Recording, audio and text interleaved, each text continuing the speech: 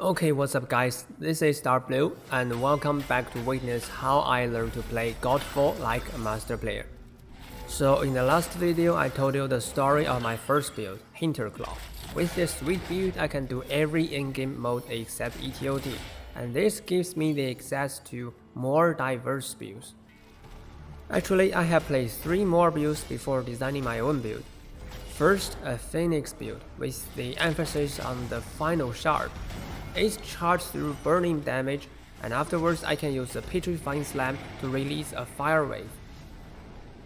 And at this time, as I have excluded Hinterclaw from my ATOT candidates because of its failure against Solaris, and Phoenix, to be honest, seems too strong to do the lower floors of ATOT, I decide to make a practical build for my tower run. And this build is Engines 4, a typical consuming build. See, this heavenly reverse ring allows my timing attacks to consume ailment, which means end that ailment and do all the deal damage over time in one hit. This consuming attack is really powerful, and Engines 4 itself also provides good damage bonus and survivability. And then I also tried Illumina build. This shard turns all my shield throws into weak points attack, so it's really interesting. But this build seems a bit squishy to me, so I just keep it on the close center ever after. So with all this being said, I finally came to design my own build, but it's actually all by accident. As you can see, there is a cursed augment that converts fire damage bonus into ailment power. I put it on my Phoenix build and therefore I have been very devoted to collecting gears with fire damage traits. And I also remember there is a similar augment that converts void damage bonus into ailment duration. Well, while I fail to collect many fire damage gears, I somehow get a lot of void damage gears. So I just thought I should put them into use, and I turned my attention to Mobius, a Valor plate focused on void damage.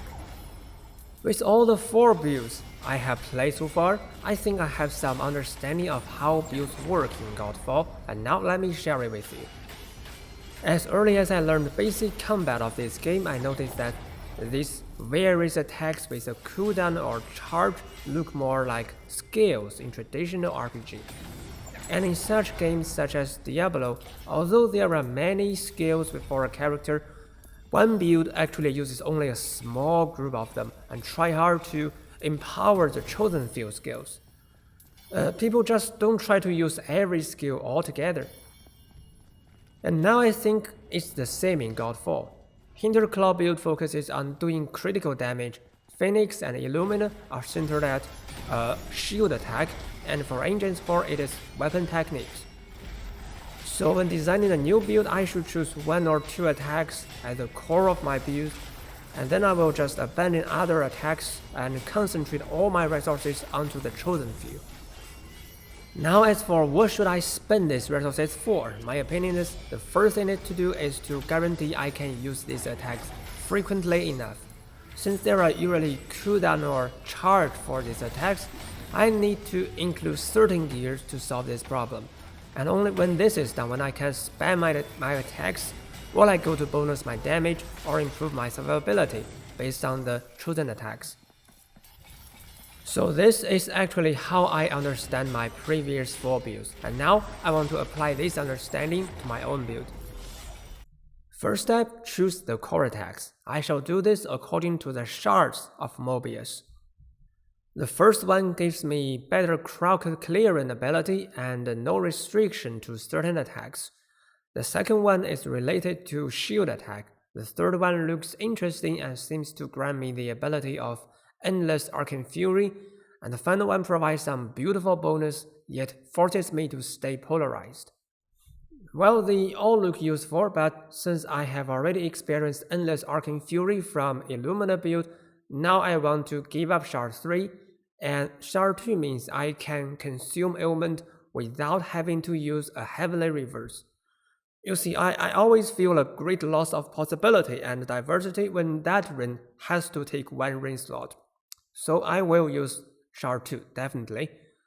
And finally, I just give a shard 1 and choose the final shard.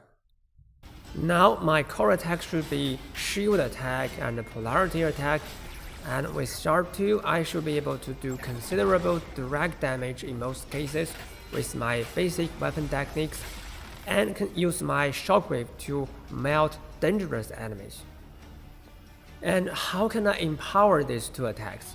For shield attack I should use Dragon Coil, regaining shield charge on critical hits. And for polarity attack, I should use this augment. Well, it should be like this, but I had my own thoughts. I just thought I should gain some AoE ability from a Warhammer since I already gave it up on shard 1. And I didn't have a good longsword with both Greater Blessing of Luck and Dragon Coil, so I gave up longsword Dragon Coil. Now the result can be imagined. First, the interval between shield throws was too long, and second, Warhammer actually failed to do AoE damage and was too slow to charge my polarity attack back. Okay, after the first try, I immediately changed my builds to what it should be. One longsword with Greater Blessing of Luck and one longsword with Dragon Coil. With both my core attacks being able to spam, now it's time to bonus my damage and survivability. And this is when I make most decisions on using or not using the gear. Well, maybe it sounds a lot of work, but in fact, with my experience from previous 4 builds, I know I can use the same gears as before in many cases.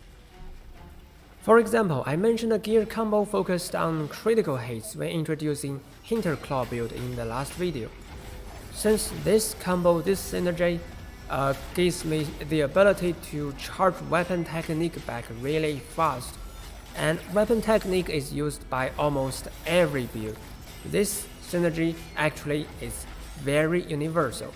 Now I can just put it on my Mobius build, and with this decision, the choices of many gears are already confirmed.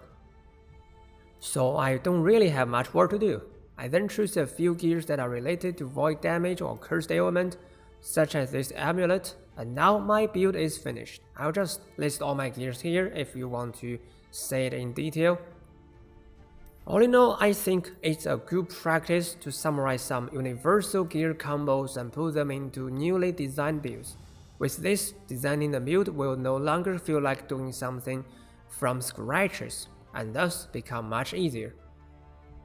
In fact, this Mobius build ends up much stronger than I have expected. It's now my first choice for Librarian, and it's not only strong but also interesting to play as I throw my shield and switch my weapons frequently.